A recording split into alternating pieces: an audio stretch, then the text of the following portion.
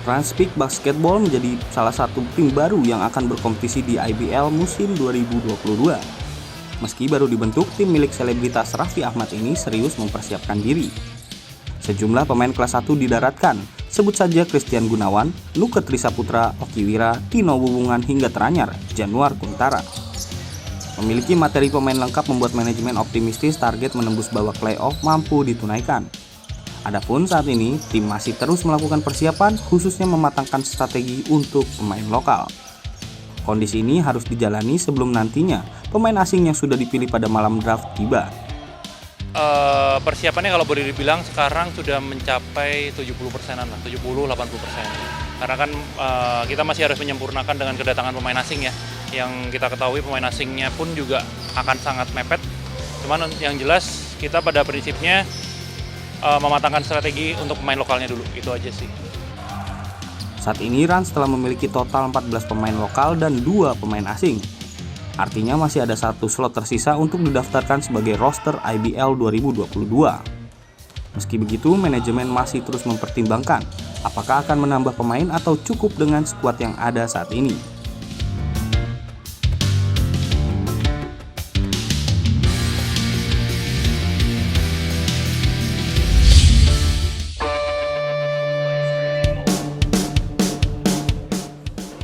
Sebanyak 108 orang peserta resmi mendaftarkan diri untuk turun di ajang kejuaraan terbuka Binaraga bertajuk Gubernur Sumsel Cup di tahun 2021 ini.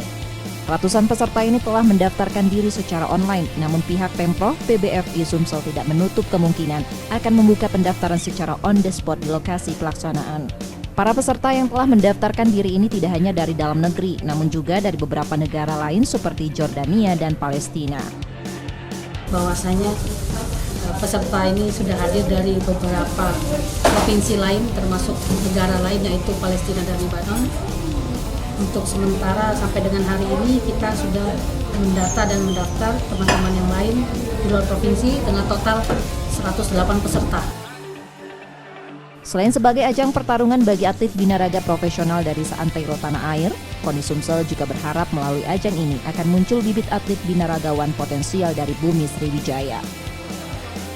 Jadi mudah-mudahan geliat-geliat angkat besi binaraga sekarang ini sudah nampak. Kemarin angkat besi sudah di Portop dipertandingkan, ini binaraga, dan mudah-mudahan 2024 nanti PON Medan Aceh sudah ada atlet kita dari angkat besi dengan binaraga. Kejuaraan terbuka yang akan berlangsung pada pertengahan bulan Desember ini nantinya akan memperlombakan beberapa kategori, mulai dari bodybuilding, men fitness, men sport fisiki, serta men atletik fisiki.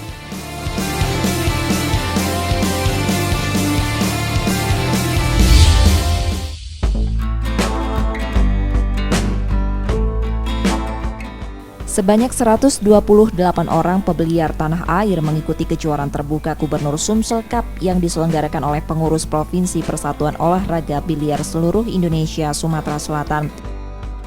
Tidak hanya berasal dari Sumsel, para peserta ini juga berasal dari sejumlah provinsi lain seperti Papua, Kalimantan Selatan, Bengkulu, hingga Jambi. Dalam ajang ini, Pemprov Popsi Sumsel hanya menggelar 1 nomor pertandingan yakni bola 9. Pemprov Popsi Sumsel mengakui 48% peserta yang mengikuti kejuaraan terbuka ini didominasi oleh pebeliar asal Sumatera Selatan.